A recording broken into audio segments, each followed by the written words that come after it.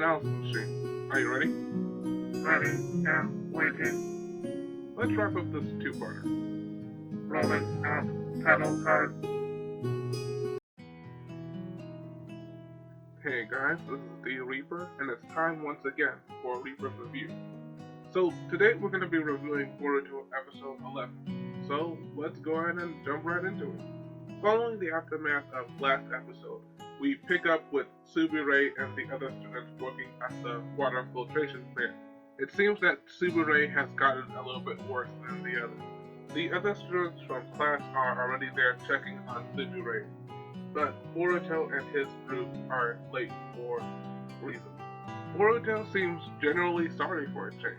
He apologizes to Tsubure, saying that it's his fault that she ended up in the hospital.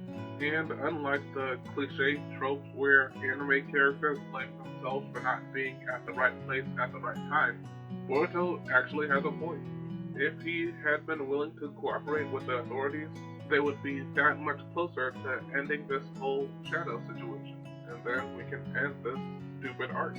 Later on, Naruto catches up with Boruto and tries to pound a lesson. He takes Boruto to see one of the previously shadow-possessed individuals in an attempt to show him the severity of the situation. This is not a game. People are getting hurt, or worse, and it could very well be him if he doesn't start taking the situation seriously. Naruto even gives a very fair compromise. First, graduate from the Ninja Academy, and then once you're a full-fledged ninja, we can talk about you helping out with this shadow investigation. And maybe we'll talk more about that if we have time later. But, as you might expect, Boruto decides to double down on his previous stance of not sharing information with the authorities, and instead suggests that he already knows what he's doing, and that Naruto is being unfair as usual. Just when it looks like Boruto is finally getting put in his place, Shino-sensei steps in to save him, because of course he does. He goes on to say that Boruto isn't just getting lucky, and that he's more capable than they give him credit, since Boruto and his friends were able to help him when he was going on a rampage.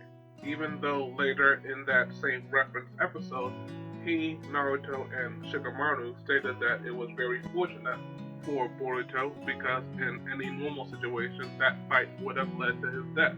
The statement is backed up by continuity. We've seen a much weaker version of Shino put people on the brink of death by just coming in contact with a few of his bugs, while Boruto, by contrast, has been covered by hundreds of thousands of bugs during that one fight. But whatever, continuity is for chumps anyway. So the more Naruto pushes, the more Shino pushes back, till Naruto finally decides to just leave the matter in Shino's hands. And just like that, Boruto and his friends have free reign. But they'll still have to deal with all the problems that they caused with the mail route.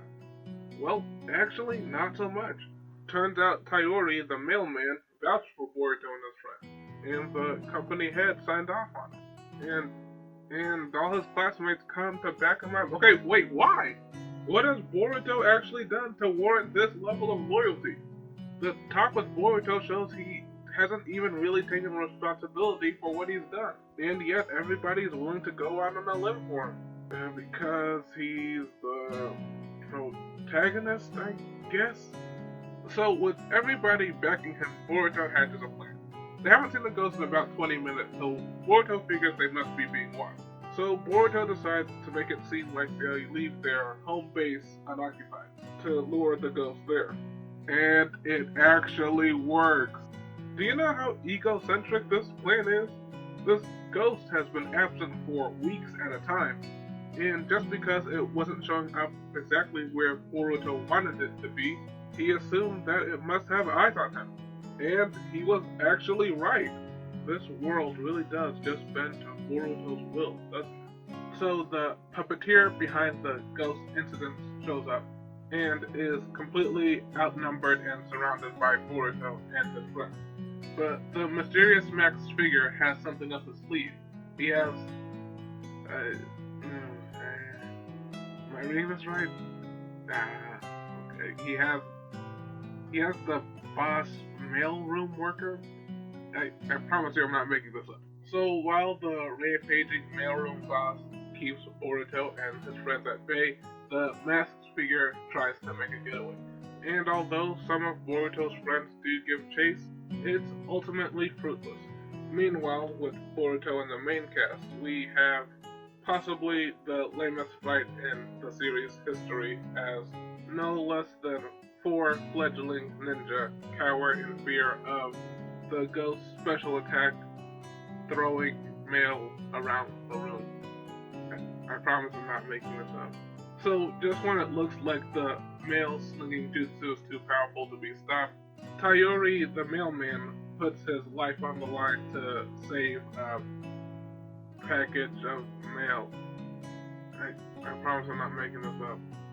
The act is so moving that it causes the ghost script to weaken and gives Boruto and Iwabe an opportunity to land the finishing hit, effectively bringing the fight to an end. While elsewhere, we see that Mitsuki has actually kept up with the masked figure controlling the ghost, but after an extended staring contest, he's gonna let the puppeteer walk into the shadows. So, with all that ugliness out of the way, Boruto and his friends clean up the post office. It seems like head mailroom guy is gonna make a full recovery, and in general, it seems that all's well that ends well. But not so fast. So we get this last clip of the ghost puppeteer monologuing to himself about how their plan is almost complete and that this mysterious new way will be complete using something to do with the ghost-possessed individuals and Hashirama cells. Okay, well, let's go ahead and rate this episode. Analysis machine, call Ryuji, please. Filing now. Don't come back! The first thing I'll say is, I totally called it last episode. Why are they making the mailroom episode a two-parter? You'd think they'd struggle with filling the content for said episodes, and in truth, they absolutely did, and it definitely showed in this episode. We had 2 long mail delivery montages, completely unwarranted Boruto and his friends coming together and using teamwork speech, a dragged out fight that consisted of the same mail throwing animation for almost 4 minutes, and a random staring contest. Just staring. Yeah, you could have split this in one episode. And most of all, as usual, nothing really happened. We already had an idea that there was a mastermind behind the ghost possession, and if the writers wanted to make the revelation a big event for the characters, they certainly didn't do that this episode. Instead, we get the same circular, self-serving dialogue that we're prone to find.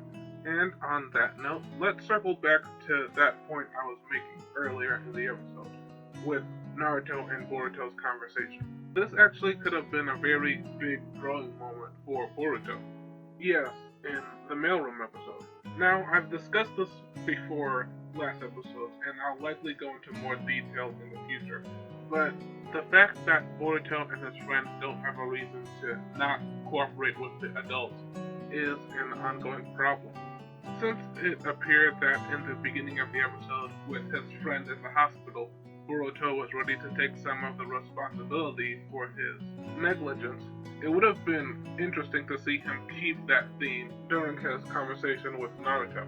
But Reaper, you said earlier that looked like Boruto was really sorry. Good ear, hecklers. Yes, I did say that. But that was before he spoke to Naruto. The conversation showed that it really was nothing more than just a cliche anime apology.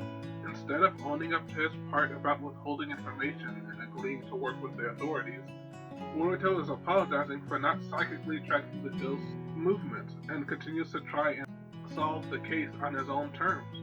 Just think of how quickly this incident would have been resolved if even one qualified ninja showed up.